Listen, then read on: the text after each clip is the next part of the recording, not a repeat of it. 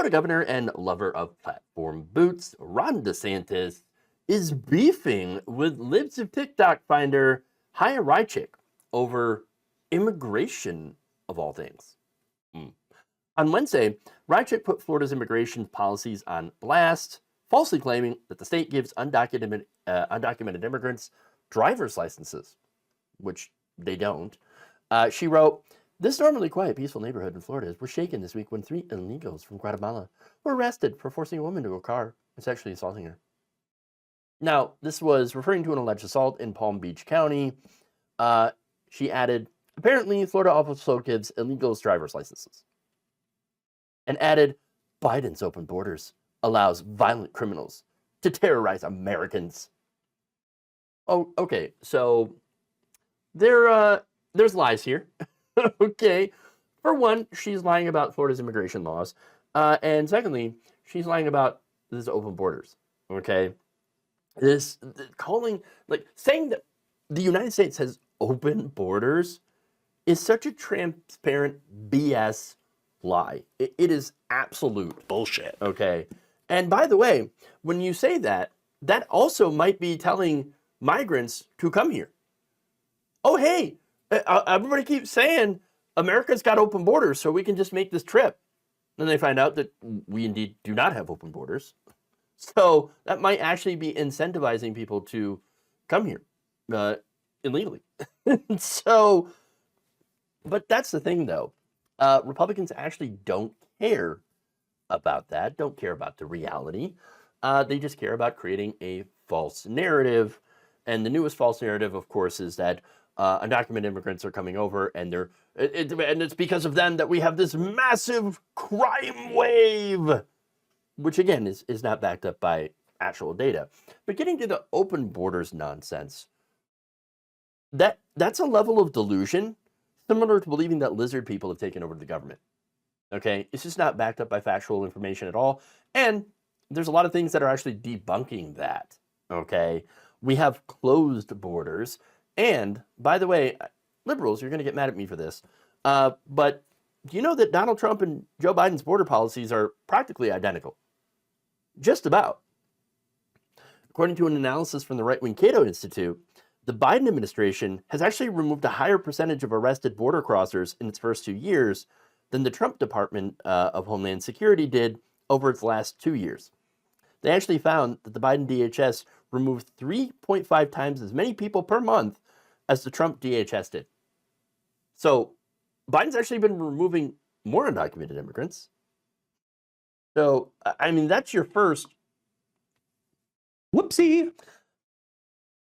The second whoopsie is the fact that Biden has actually spent more on border enforcement and security in his first 3 years than Trump had spent in 4. Now, a lot of that money goes into private hands. 2023, for example, was a very profitable year for private contractors with the Department of Homeland Security and other entities to handle migrants, to handle immigrants, as well as border enforcement. In fact, the number of border contracts issued to private industry set new records, reaching $9.96 billion in spending. So, that said, getting to border enforcement. At a congressional hearing back in February of 2023, Representative Maxwell Frost had asked a Border Patrol chief named Gloria Chavez, quote, "When President Biden took office, did your agents stop enforcing the border and just allow everybody to come in, thus creating what we hear here is an open border?" Chief Chavez replied, "The answer is no, sir. We continue to enforce policy and laws." So the truth is that the border has never been more closed, and Border Patrol has never been as well funded as it is today. The open borders narrative is nativist bullcrap. And sadly, Democrats have responded to it by making it even more difficult for people to seek asylum in this country, which is still legal under our laws. In fact, the recent border deal that ended up being rejected by Republicans was very, very draconian, would have scaled back significantly asylum laws. So this would have affected asylum seekers quite a bit. Okay. And so, and it would be in exchange for military funding. So now here's the thing. The Republicans would have gotten everything they wanted from that bill when it comes to immigration. I mean, it was a massive gift to right-wingers. The reason that they said no is because Donald Trump wanted to run on how weak Joe Biden is on immigration, how open the borders are, which again is just complete and utter, just not true. It's BS. I don't know how many times I could say it. So now, that said, in Florida and Texas, they have taken even harsher steps to punish immigrants. I mean, even putting up, these saw blade like razor wires in Texas to basically try to maim as many border crossers as they can and prevent Border Patrol from doing its job to rescue people who may be dying as a result or drowning or to just fish bodies out of the Rio Grande. Now, Florida, I've also talked about their incredibly restrictive immigration laws, which have caused produce to end up rotting in the fields because the workers there were so afraid of being deported. So you have that as well. So Kaya coming in and lying about immigration and open borders, that's one thing. But then she also attacks a massively right-wing governor, the governor of Florida, over this too. I mean, now, when she lied about this, she ended up getting blasted with the community note. And so she went on to clarify, saying, quote, to clarify, Florida law does not allow illegals to get driver's license. It was a woke state attorney's office who instructed an illegal to get a driver's license and subvert Florida law. So that in itself, also a bit of a lie.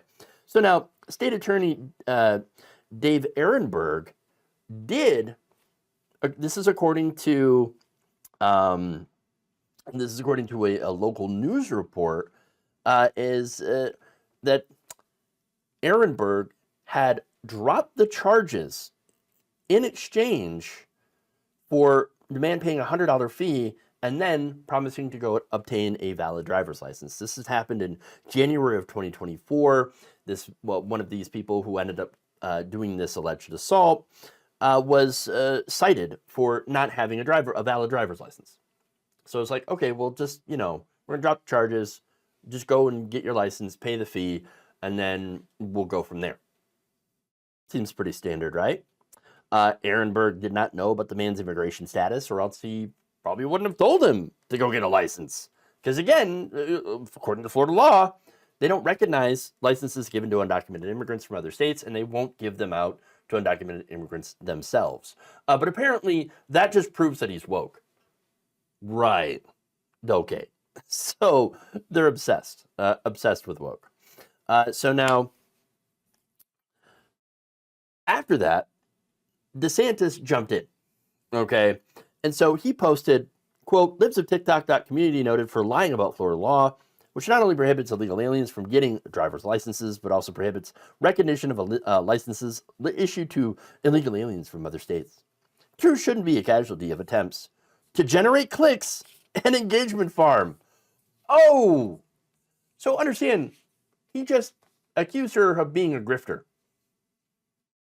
I mean, he would be right about that. She is a grifter. She does lie. She has a history of calling people groomers and pedos when that's not the case at all. And she does this in order to generate clicks, to get engagement, and to boost her own profile. That's it. By the way, she doesn't just show videos of people, right? Because that was the defense of Libs. Well, we're just showing you what the left is putting out. No, she would add commentary to it, saying this person is a groomer, they're after your children, and would also falsely identify people as being trans.